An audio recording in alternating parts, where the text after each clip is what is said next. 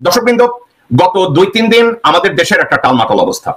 এই টালমাটাল অবস্থা আমার সারমর্ম একটা, ভারত এবং হাসিনা শেখ, ভারত নিয়োজিত, হাসিনা নিয়োজিত জেনারেল ওয়াকারুজ্জামানকে নির্দেশ দিয়েছে, নৌবাহিনীর প্রধানকে নির্দেশ দিয়েছে, বিমান বাহিনীর প্রধানকে নির্দেশ দিয়েছে, যে কোনো মূল্যে ডক্টর মোহাম্মদ ইউনূসের চীন সফর ডিসরাপ্ট করতে হবে।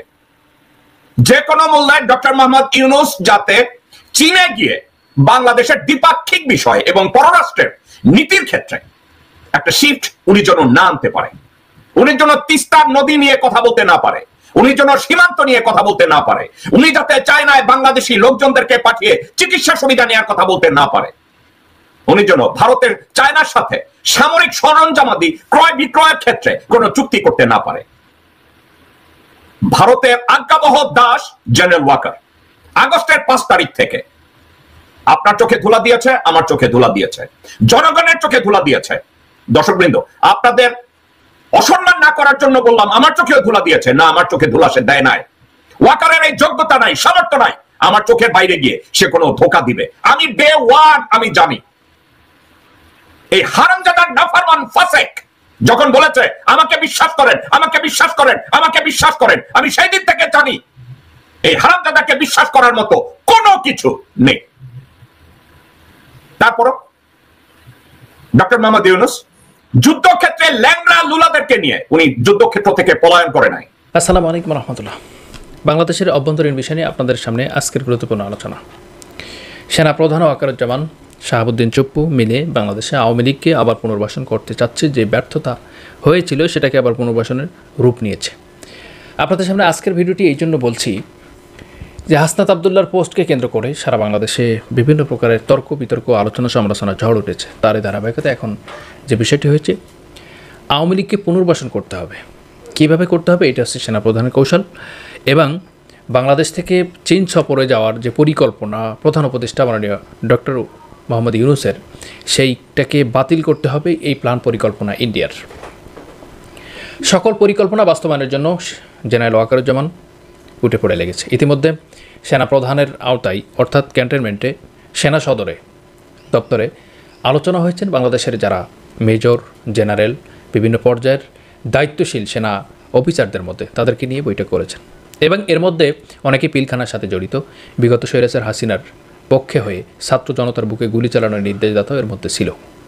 সুতরাং আজকের যে পরিস্থিতি সে বিষয় নিয়ে আপনাদের সামনে আলোচনা, যে শেখ হাসিনাকে পুনর্বাসন করতে হবে, এবং শেখ হাসিনাকে পুনর্বাসন করতে গেলে সাবের হোসেন সাবির, শিরিন শারমিন, এই যে বডি সোহেল, তারপরে এই যে ফজলেনুর তাপস, এদেরকে দিয়ে পুনর্বাসন করতে হবে। কিন্তু কেন? এর মধ্যে কিন্তু কেন? শেখ হাসিনাকে যদি গালি দিতে হয়, শেখ হাসিনা গালি দিতে হবে, যদি তাকে অকাট্য ভাষায় কথা বলতে হয় তাও বলতে হবে, তবে শেখ হাসিনাকে পুনর্বাসন করতে হবে। শেখ হাসিনার নির্দেশ হচ্ছে এমন যে আমাকে তোমরা গালি দাও, জনগণকে শোনাও, জনরোষের মুখে পড়ে যখন তোমরা বিব্রতকর পরিস্থিতি পড়ছো, তখন সেখানে আমাকে গালি ব্যাপারে সেখানে উপস্থাপন করো, আমার গালির জন্য তোমরা প্রস্তুত থাকো, এবং আমাকে গালি দিয়ে হলেও তোমরা একবার অন্তত পক্ষে সংসদে আসন গ্রহণ করো, এবং তোমরা একটা বিরোধী দল হিসেবে এখানে থাকো, তাহলে আমি একদিন না একদিন পুনর্বাসন হব। সেই পরিকল্পনাটি এখনই বহাল তবিয়াতে আছে। এখন আমাদের বাস্তবতা, আমাদের পরিকল্পনা, আমাদের যে সিস্টেম, সেটা জনগণকে মেনে নেবে? জনগণ এটাকে মেনে নেবে না। আমরা যেটা দেখতে পাচ্ছি, জনগণ এটা মেনে নেবে না, আমরা এটা মানব না।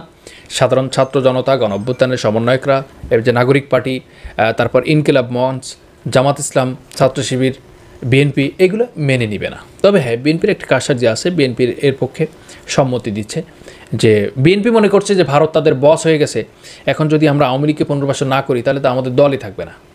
কিন্তু এর আগে যতগুলো নির্বাচন করেছেন, তখন কোন নির্বাচনে কিন্তু বিএনপি জামাতের অংশগ্রহণমূলক 100% প্রিপেয়ার ইলেকশন করে নাই। এই যে ঘটনা ঘটিয়েছে সেটা কিন্তু বিশ্বকে তাক লাগিয়ে দিয়েছে। সেনাবাহিনী তখন কোথায় ছিল? বিগত 17 বছর ধরে, 16 বছর ধরে শেখ হাসিনা নির্বাচন করেছেন, কোন দল আসলো কি না আসলো এটা কোনো ম্যাটার না, তার কাছে ছিল ক্ষমতা। তখন সেনাপ্রধান কোথায় ছিল? এক্সক্লুসিভ নির্বাচন করবেন, ইনক্লুসিভ নির্বাচন করবেন, এটা কোথায় ছিল? 626 জনকে দাগি আসামিকে সেনাপ্রধান ছেড়ে দিয়েছে, তাদেরকে দেশ থেকে সহযোগিতা করেছে। এই আসামি কী হবে? এই দায়ভার কে নিবে? সেনাপ্রধান যে কাজগুলো করেছেন, আমরা অনেকেই হয়তো হাসনাত আবদুল্লাহকে বিতর্কিত করছি, হাসনাত আবদুল্লাহকে হয়তো বা আমরা মনে করছি যে হাসনাত আবদুল্লাহ বিতর্কিত করার জন্য কাজটি করছে। না, হাসনাত আবদুল্লাহ যে কথাগুলো বলছেন সে অকপটে স্বীকার করেছেন। বাংলাদেশের পরিস্থিতি এই যে হচ্ছে, এটার ব্যাপারে তিনি কথা বলেছেন। আজকে যখন প্রধান উপদেষ্টা ডক্টর মোহাম্মদ ইউনূস চীন সফরে যাচ্ছেন, তখন ভারতের টনক নড়ে যাচ্ছে। কারণ চীন বাংলাদেশের না, চীন ভারতের প্রধান শত্রু এবং ভারত চীনের প্রধান শত্রু। এই শত্রুর সাথে যখন মিত্র তৈরি হবে, যখন মিত্র বন্ধন তৈরি হবে, তখন ভারত এটা সহ্য করতে পারবে না। আর এইটাকে কেন্দ্র করে শেখ হাসিনা এবং তার দাদাবাবু বা বাবার দেশ থেকে রূপান্তরিত হচ্ছে যে ডক্টর মোহাম্মদ ইউনূসকে চীনে যেতে দেওয়া যাবে না। যেভাবে হোক দেশে অরাজকতা সৃষ্টি করতে হলে অরাজকতা সৃষ্টি করতে হবে, দেশে 44 ধারা জারি করতে হলে, জরুরি অবস্থা জারি করতে হলে জারি করতে হবে, দেশে অস্থিতিশীল পরিবেশ সৃষ্টি করতে হলে করতে হবে। তবে চীন সফরে যেতে যত রকম বাধা প্রয়োগ করতে হবে, যত রকম বাধা হচ্ছে, কৌশলে সেটাকে আটকাতে হবে। এইটার বিষয় হচ্ছে বদ্ধপরিকর। এখন বাংলাদেশের যে প্রধান উপদেষ্টা, তাকে উপদেষ্টা করার পরিকল্পনাও কিন্তু বাধা ছিলেন। আজকে তাকে উপদেষ্টা করেছেন সেনাবাহিনী, তাকে বাধা প্রয়োগ ডাইরেক্ট করতে পারতেছে না, কৌশল অবলম্বন করছে।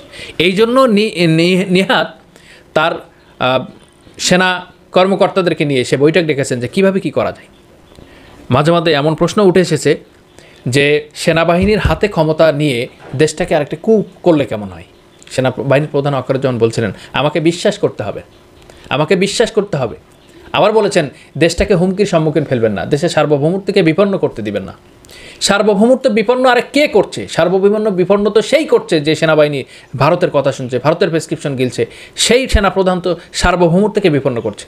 আজকে দেশের মানুষ আবারও ঐক্যমত হতে হবে, আবারও মাঠে নামতে হবে, আবারও দ্বিতীয় বিপ্লবের জন্য স্থানান্তর করতে হবে এবং প্রত্যেকটা মানুষ ঘরে বসে থাকার কোনো সুযোগ নেই। কারণ বিগত দিনে হয়তোবা অনেকেই গুলির ভয়ে, মরার ভয়ে মাঠে নামতে পারেন না, কিন্তু এখন নারী পুরুষ উভয়ে সারা বাংলাদেশকে ব্লকেট কর্মসূচি দিতে হবে এবং সেই পদ্ধতি খুব দ্রুতই চলে আসছে আপনাদের সামনে।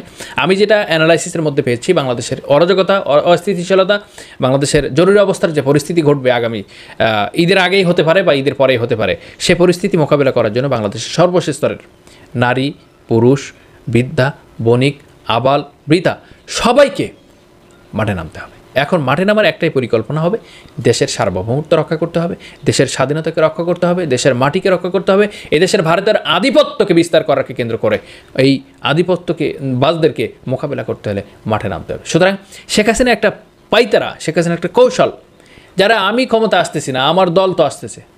আর দল যখন আসবে, এই শেখ হাসিনা আওয়ামী লীগ নাম যার, সেই আওয়ামী লীগ হচ্ছে ফেরাউনের বংশধর, আর ফেরাউন থেকেই আওয়ামী লীগের উৎপত্তি। আপনি যদি খোঁজ মিলিয়ে দেখেন, তার উত্তরসূরি বংশধর সব কিছু ফেরাউনের বংশধর, এবং এই ফেরাউনের বংশধর হিসাবে আজকে বাংলাদেশে যদি আওয়ামী লীগকে আবার কোনোভাবে পুনর্বাসন করা হয়, এই দেশটাকে লুটে পুটে খেয়ে পুরো দেশটাকে জাল করে ফেলবে, পুরো দেশটাকে ধ্বংস করে দিবে।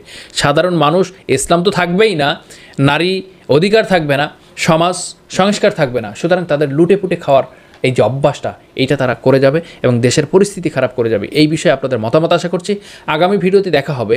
সকলকে আমাদের চ্যানেলটিকে সাবস্ক্রাইব করার জন্য বিনীতভাবে অনুরোধ করছি। আমাদের চ্যানেলটি নতুন, সাবস্ক্রাইব করে পাশে থাকুন। সকলকে ধন্যবাদ জানাচ্ছি। আজকের ছোট্ট ভিডিও থেকে বিদায় নিচ্ছি। দেখা হবে আগামী এক ভিডিওতে। সে পর্যন্ত ভালো থাকুন। আসসালামু আলাইকুম রহমতুল্লাহি তাআলা ওয়া বারাকাতুহু।